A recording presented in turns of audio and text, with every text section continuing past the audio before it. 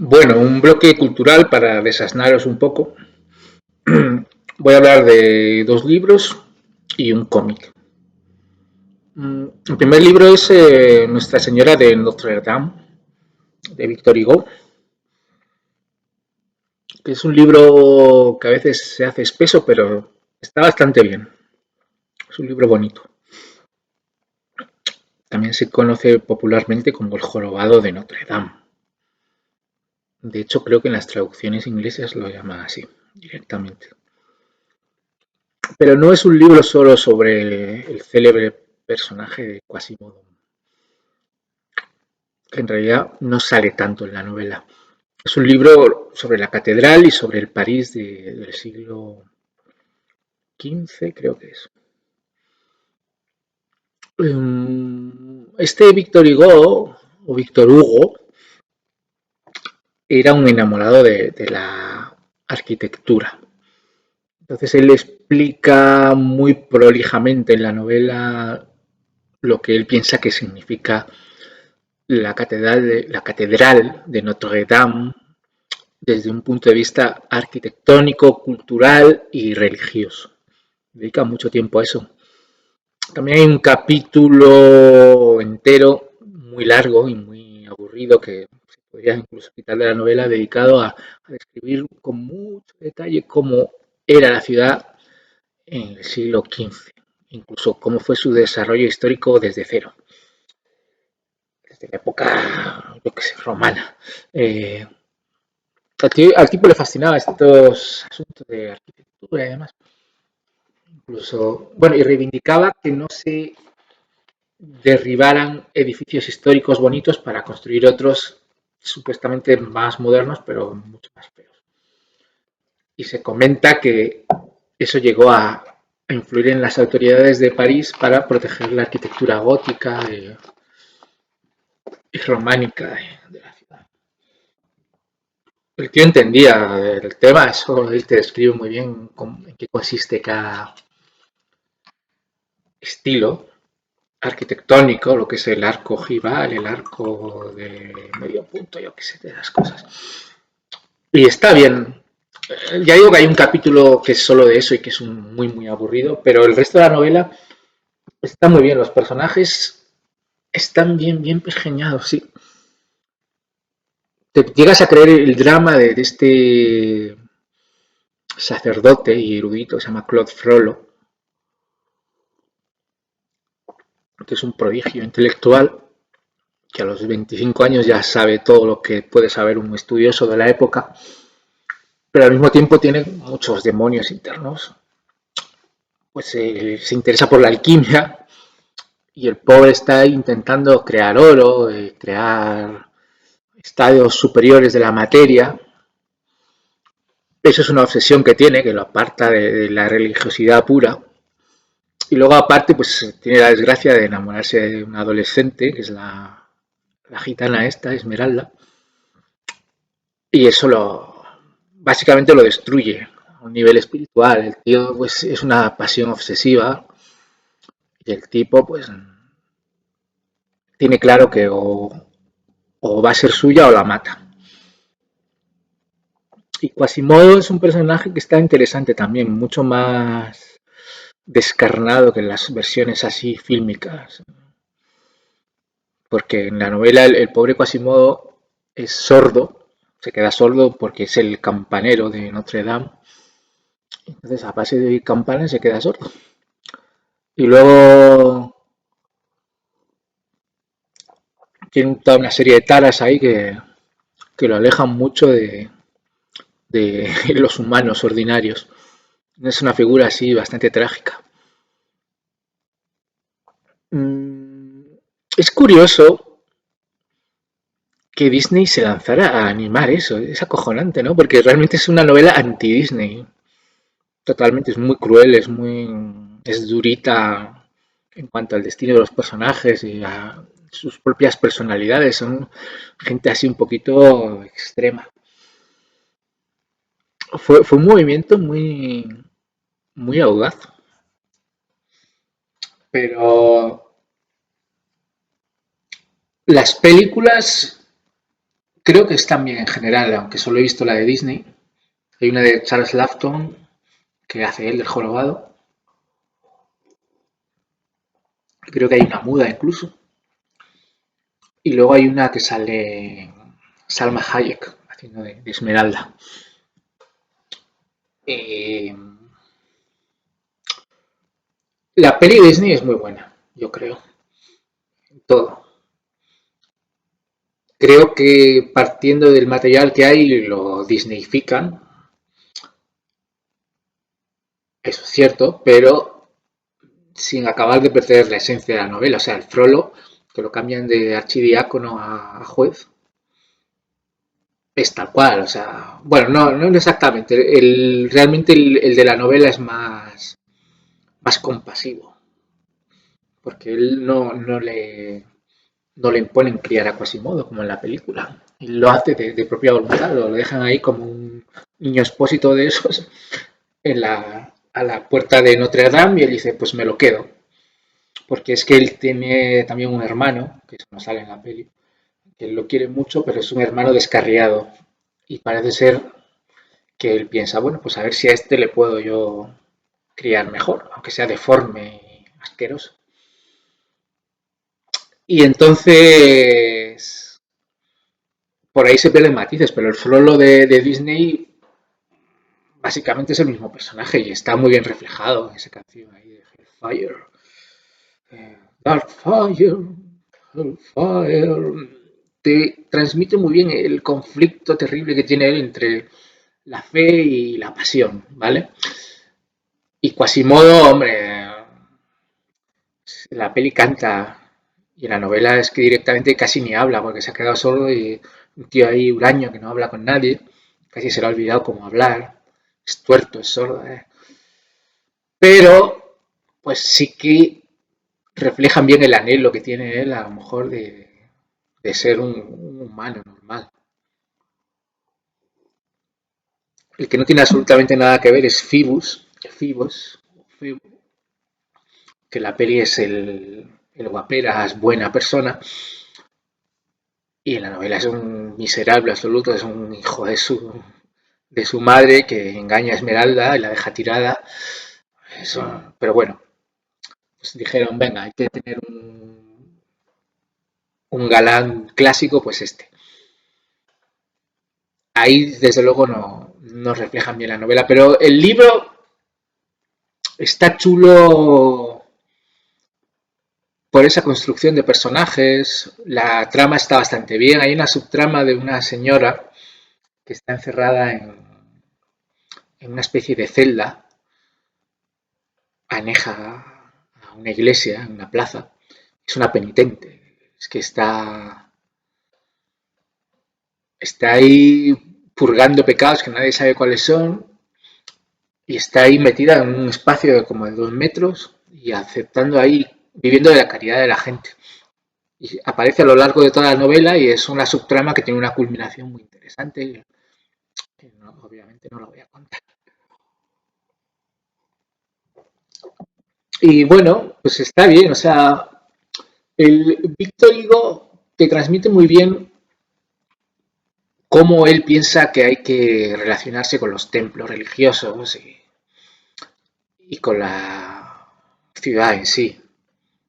Cómo los edificios no son simplemente unos mamotretos ahí de piedra que sirven para vivir en ellos, sino que forman parte de nuestra vida y nos tienen que dar un goce estético y tienen que tener una función, ya sea práctica o espiritual, como una catedral. Y en ese aspecto está muy bien el libro. Ya digo que normalmente yo soy duro con las novelas que se hacen demasiado prolijas en su texto, pero esta, digamos que se redime, ¿no? Está bien, ¿no? Sí, lo puedo recomendar. Os podéis saltar el capítulo dedicado a París, no pasa absolutamente nada. Creo que es el 3. Un capítulo que veáis ahí en el ebook que tiene 20 y tantas páginas, eso fuera. Pero por lo demás, está muy bien, ¿eh? Nuestra Señora de Notre Dame. Y otro librito que he leído es otro clásico que es El Señor de las Moscas de William Golding. Este es mucho más corto, un librito que se lee en unos días. Tiene 150 páginas. Bueno, pues, creo que casi todo el mundo conoce la historia. Trata de unos niños que se quedan varados en una isla después de un accidente de avión y tienen que sobrevivir ahí sin ninguna supervisión adulta y se van volviendo más asilvestrados cada vez. Ese es el resumen. Se van volviendo más bestiajos. Este libro no me ha convencido por muchas cosas. El lenguaje es pesado, lo he leído en inglés, y no tiene nada que ver con otros autores que se expresan con más fluidez, más claridad. Este Golding tiene una prosa muy indigesta. Tiene una elección de palabras muy rara, el texto no fluye, la narración llega a ser confusa. Mira que la historia es más bien sencilla. Pues incluso cosas básicas de dónde están y qué han hecho y de dónde vienen, te lías, lo tienes que releer ahí los párrafos para enterarte. Y ya digo, el léxico es rebuscado, no rico, sino rebuscado, hay una diferencia. En ese aspecto formal no es muy agradable de leer el libro, es pesadito. Y luego la historia está bien, sobre todo hacia el final, el último tercio es bastante más interesante, lo leí ahí de un tirón. Pero bueno, soy un poco escéptico con la tesis esa que presenta de que los niños son una especie de salvajes que están esperando no tener supervisión para destrozarse entre ellos. Hay una parte de eso. Es verdad que un niño tiene un punto de crueldad grande porque no ha aprendido todavía el respeto y la empatía plenamente, pero eso no lo puedes generalizar. Hay niños muy mansos, muy mansitos, y hay otros que son muy cabrones, casi psicópatas. Dar por hecho que unos niños así, en principio bien educados, se van a volver unos salvajes así sin más. Bueno, me parece un poco arrogante. No creo que todos los antropólogos estuvieran de acuerdo. Pero bueno, es interesante de leer. El libro probablemente esté un poquito desfasado. Todo. Tanto en tesis como en lenguaje. Este Golding, curiosamente, ganó el premio Nobel como 10 años después de escribir la novela. Bueno, los premios Nobel pues, son como los Oscars, que vamos a hablar después de ellos. Pues los da un poco como caramelos, ¿no? Bueno, venga, toma un premio Nobel. Pues se lo da a gente que está así un poco de moda, que ha tenido éxito o que le apetece a los académicos. Unos viejos ahí suecos no tienen por qué saber más de literatura que ningún lector experimentado. Bueno, pues le dieron el premio Nobel, pues que le aprovechara, seguro que le hizo ilusión, pero desde luego es una novela que yo opino que está bastante mal escrita a nivel técnico. Y aún así te dan un premio Nobel, hombre, se lo dieran a Borges yo lo habría entendido, pero nunca se lo dieron. Porque sí que tenía un nivel técnico increíble, aunque era un poco pesado de leer Borges, ¿verdad? Pero no se lo dieron porque tuvo la ocurrencia de hablar bien del régimen de Pinochet. Entonces ya le cancelaron o lo cancelaron, no seamos leístas, lo cancelaron antes de la época de la cancelación, que es la actual. Bueno, William Golding, El Señor de las Moscas. No pasa nada por leerlo, se tarda pocos días. Me parece un libro un poquito inferior. Eh, Posiblemente si veis una adaptación cinematográfica os va a aportar lo mismo. Y un cómic una serie de cómics entrelazados entre sí que son por aquí, una saga llamada Nuevo Krypton o New Krypton de Superman, que ya sabéis que es un personaje que siempre me ha gustado muchísimo. Hay muchas historias a lo largo del periplo del personaje que se llaman Nuevo Krypton, pero esta es la que se hizo en el año 2010 con guión de Geoff Jones, no sé cómo se pronuncia eso, Geoff, bien.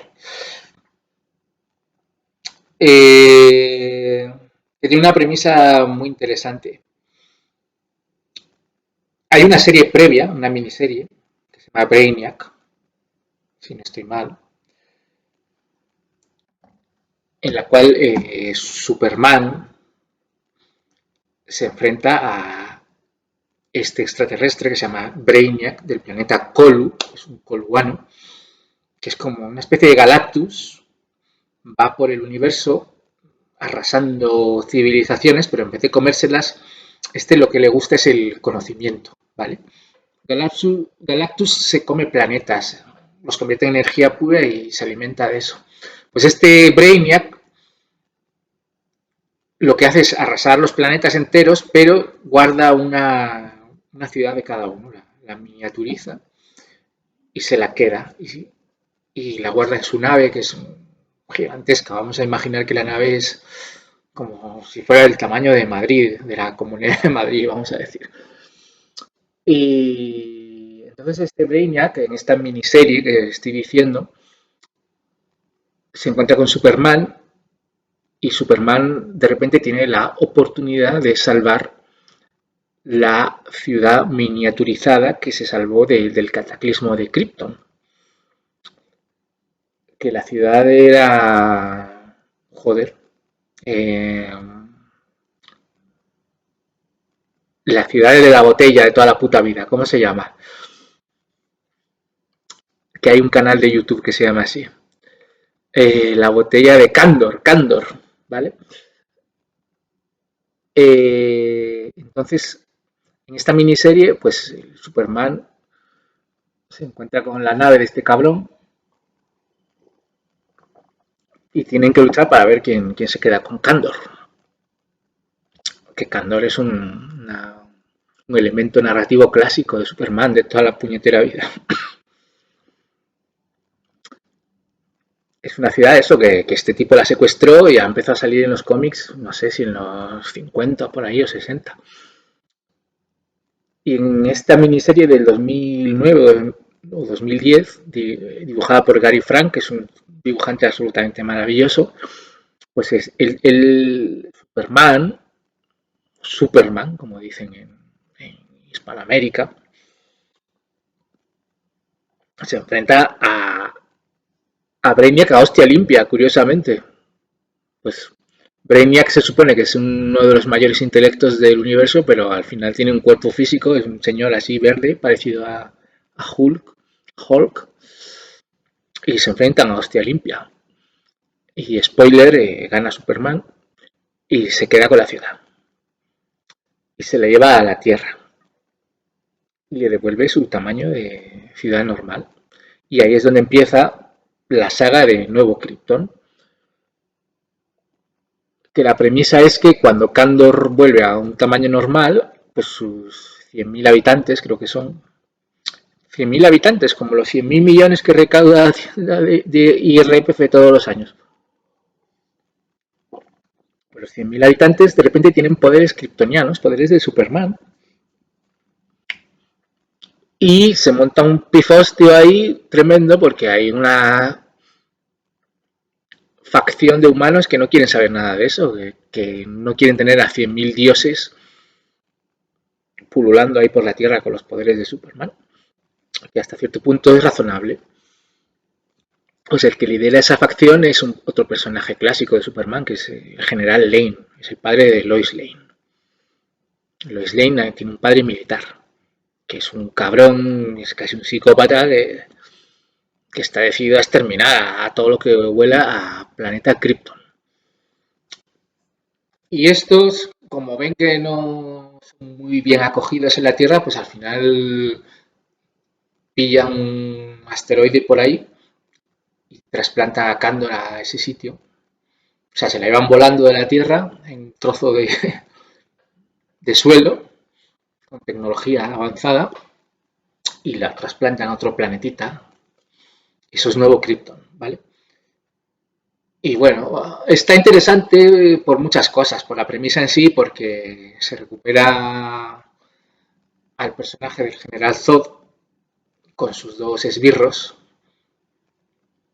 Ursa y Non, que son de las pelis. O sea, esos personajes no son originales de los cómics, sino de las películas de Superman 2. Superman es interesante como personaje de cómic porque, bueno, como personaje en general, porque a lo largo de 80 años que tiene de historia, más o menos, ha incorporado elementos narrativos de un montón de medios, de la radio, de la tele, del cómic. No, el hecho de que un elemento de la historia se origine, por ejemplo, en la radio, que eso ya no existe, pero antiguamente sí, no lo deslegitima. La kriptonita empezó en la radio, eso es una historia muy conocida, de que el actor de voz se quería tomar unas vacaciones, pues inventaron lo de la kriptonita para incapacitarlo un mes o así. Y eso lo metieron en los cómics y luego en el cine, etcétera. Y Ursa y Non son dos kryptonianos que son los lugartenientes del general Zod. Y incluso se inventan una historia de fondo, de trasfondo, de Non, de por qué es mudo Non. Porque resulta que era un científico famoso de Krypton que se rebeló contra el consejo y le hicieron una lobotomía, no te lo pierdas. Entonces se quedó mudo.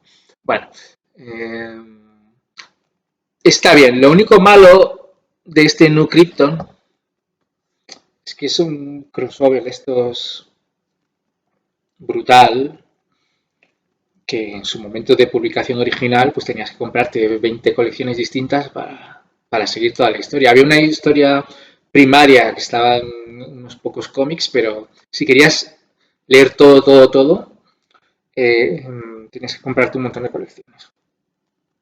Pero bueno, te puedes leer simplemente la historia principal, anda el Lex Luthor por ahí también, como no, y está bien, o sea, está muy bien.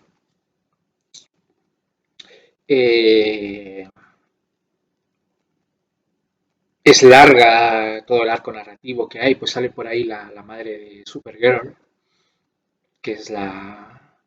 Los padres de Supergirl eran los líderes de Kandor, y entonces tienen un papel importante en esta historia, y, y bueno, pues se ven ahí en la obligación de luchar contra los humanos que están viendo que los quieren exterminar. Está bien, cambia mucho de dibujante la historia, aunque creo que el guionista casi siempre es Geoff Jones. Y bueno, puede ser un poco irregular porque es que con, al ser una historia tan larga y en la que había mucha gente involucrada, pues oye, no puedes hacerlo tan homogéneo como una miniserie en la que tienes un dibujante y un guionista y ya. Pero mola, yo pues lo disfruté bastante. El mayor problema con estas miniseries es que los guionistas siempre intentan volver al statu quo anterior lo más posible. Entonces, como la premisa de Superman desde 1939 es que es el último kryptoniano, pues estos les inquieta un poco que de repente hayan 100.000 en vez de uno. Entonces, ellos hacia el final de la historia intentan deshacer las consecuencias de todo lo que ha pasado, pero eso es trampa, eso no me gusta. Pero bueno, la historia en sí está muy bien. La recomiendo. Y ya, se acabó este bloque.